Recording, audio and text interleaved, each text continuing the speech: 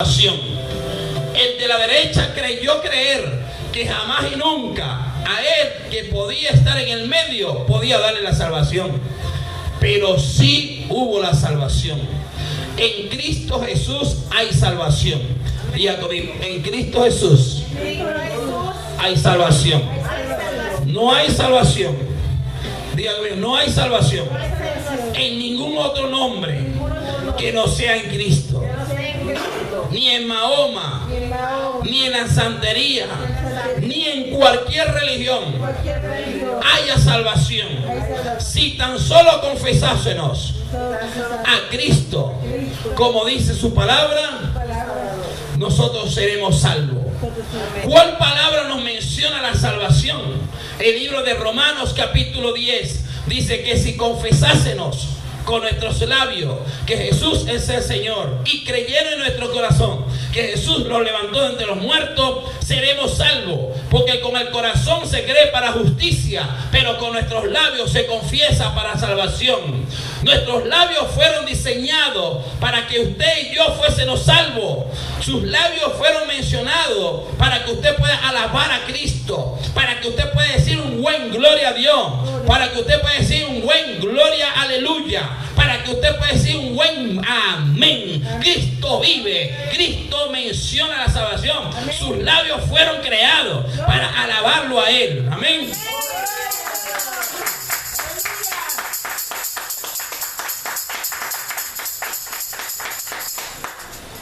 ¿Sabes algo? Mientras yo estoy predicando, yo siento acá, siento como humo. Siento humo. Siento como un humo. Sí, sentí humo. Y en el nombre de Cristo Jesús, es algo tan grande, tan poderoso, que se puede sentir.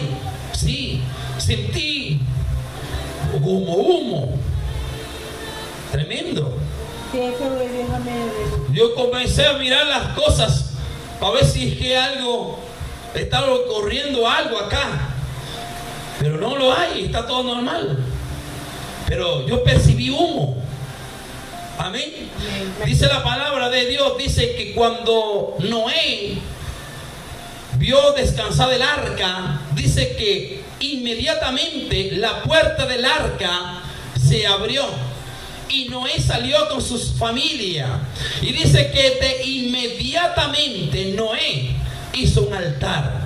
Y dice que mientras Noé fabricó el altar, hubo un incienso. Y comenzó el incienso, el perfume de la fragancia que brotaba esa ofrenda, lo vio Dios con agrado. Y dice que esa presencia de humildad, de agradecimiento, Noé agarró esa ofrenda y hizo hacer entenderle al Señor agradecimiento. Y esa ofrenda salió allá una atmósfera que el Señor percibió esa ofrenda. Por eso, amada iglesia, en esta noche podemos nosotros percibir esta ofrenda. Esta es una ofrenda de agradecimiento, amén, de olor fragante. Su pastor percibió humo, amén, humo. Quiere decir que de aquí está brotando un aroma, una fragancia, amén, una presencia del Espíritu Santo, amén. Esto aquí es un altar, el altar de Jehová, donde papá habla, amén. Gloria a Cristo. Aleluya. Acá dice, pues estoy consciente de su sufrimiento. Note que Dios estuvo como consciente.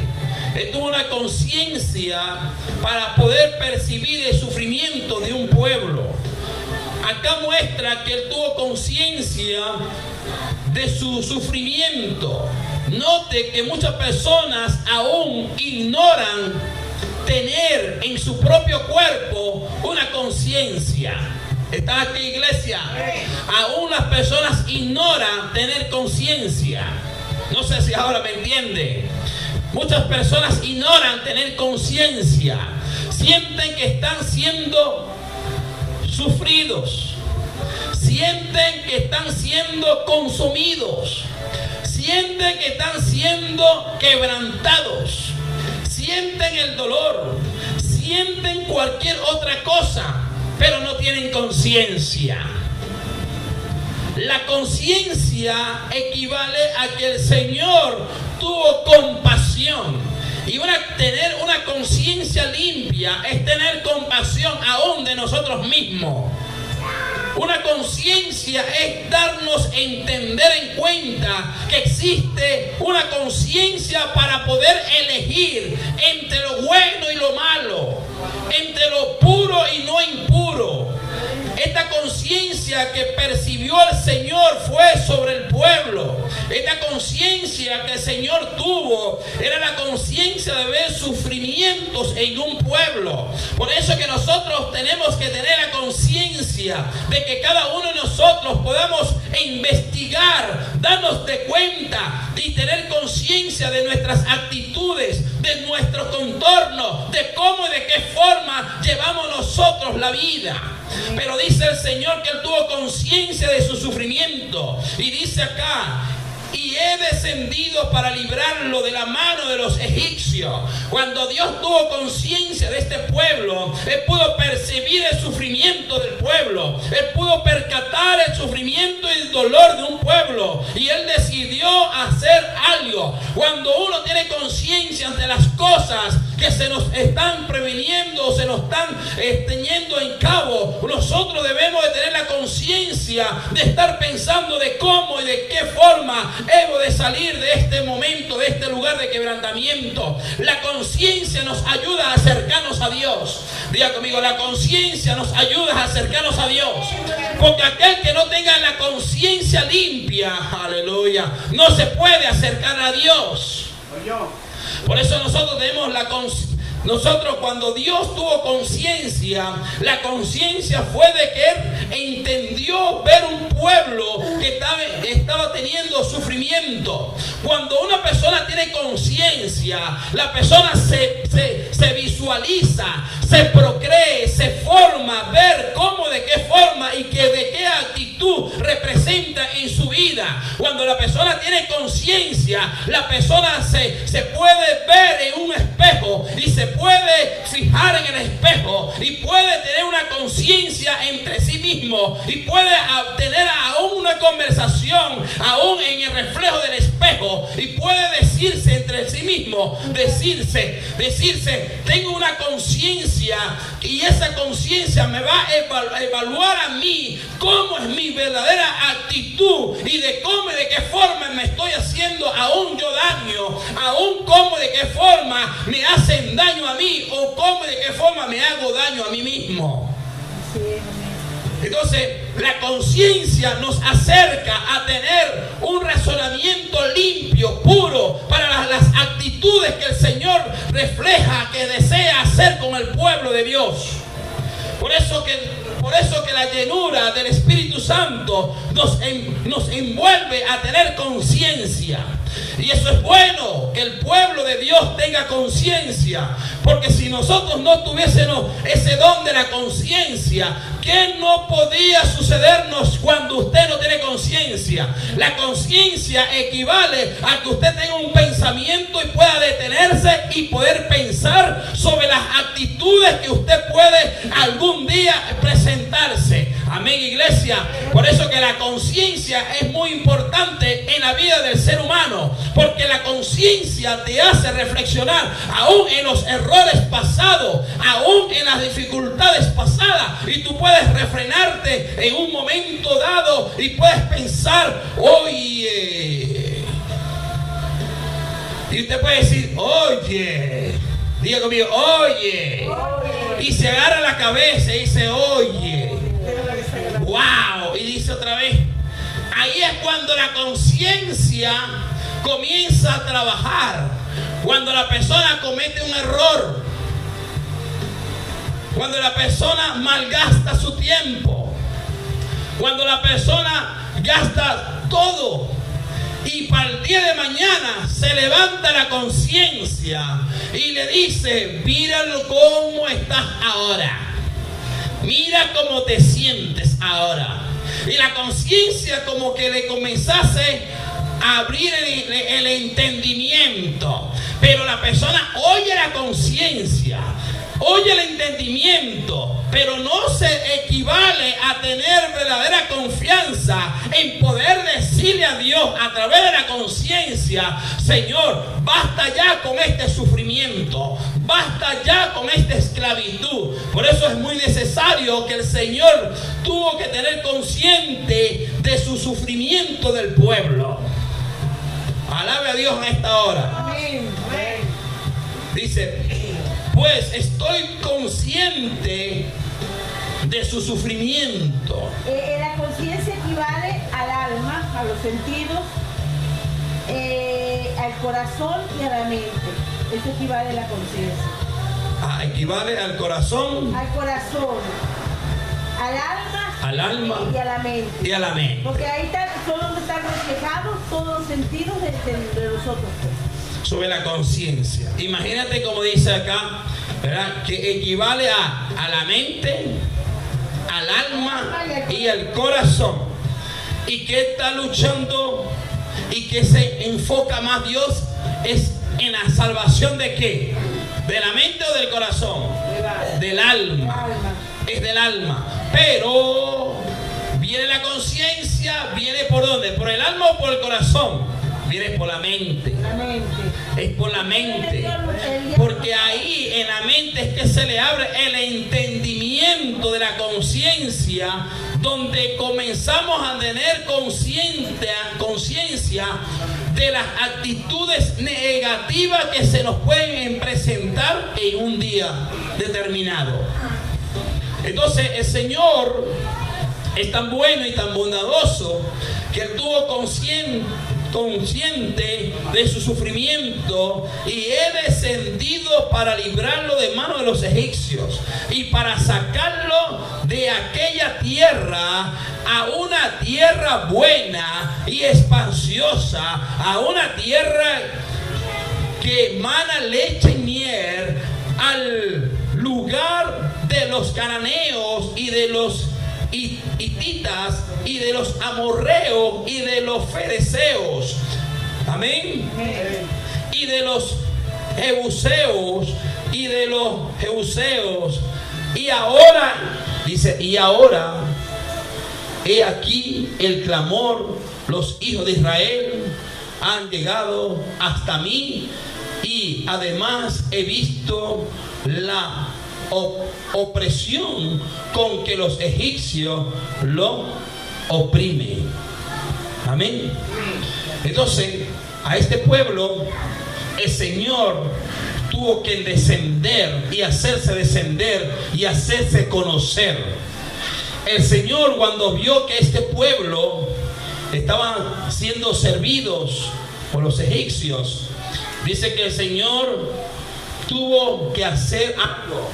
Y dijo: y ahora he aquí el clamor de los hijos de Israel ha llegado hasta mí. Cuando una persona clama, el clamor se hace oído. Amén. Diga conmigo: el clamor. Cuando una persona hace un clamor, se hace oído al clamor de una persona al oído de Dios. El poder del clamor o el poder del clamar a Dios. Hay un poder, hay una actitud cuando nosotros clamamos a Dios. Esta persona, este pueblo clamó al Señor y el Señor le oyó del clamor y de la desesperación y de la angustia que este pueblo tenía.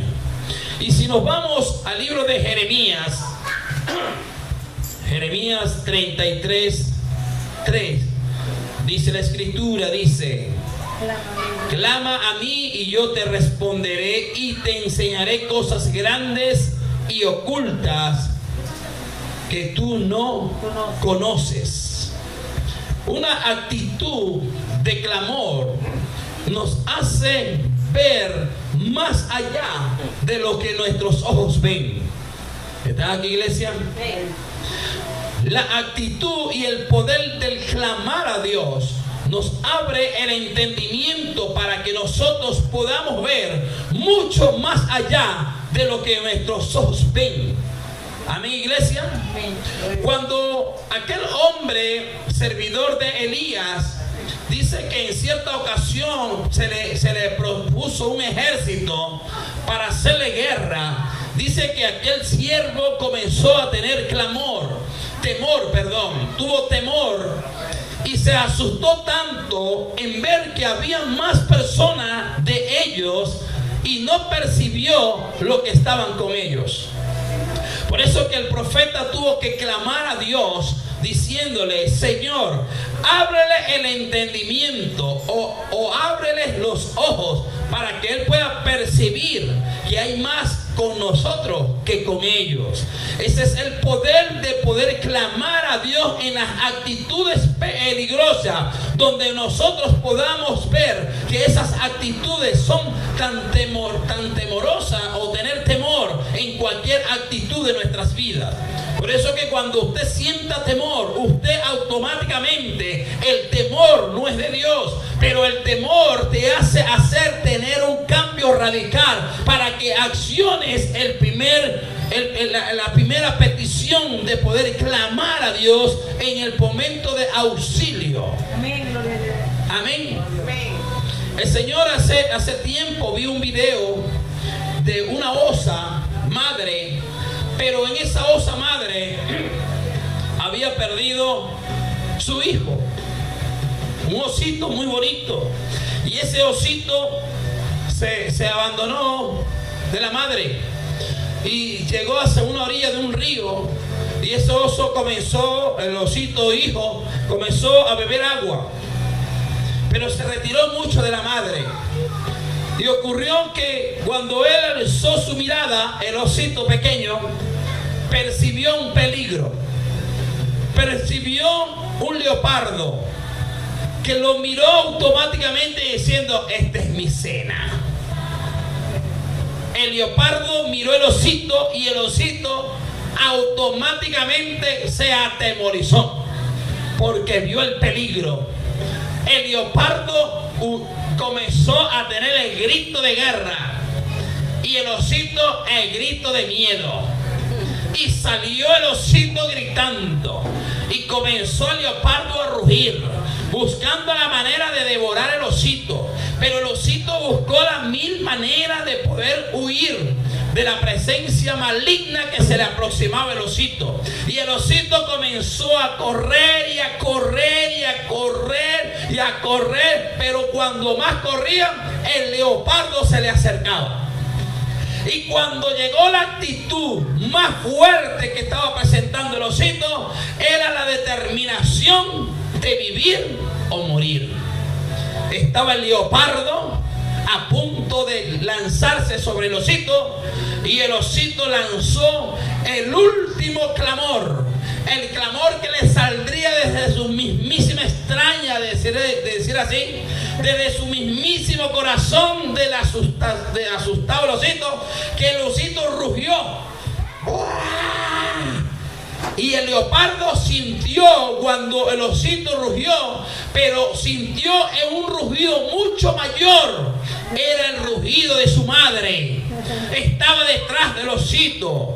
El rugido de su madre vio el leopardo cuando la madre se levantó altísima, y el rugido, y el leopardo mirando el osito percibió que él gritó, cerró los ojos, hizo pero no percibió que atrás estaba su madre alzando así levantada, y rugió, y el leopardo salió corriendo.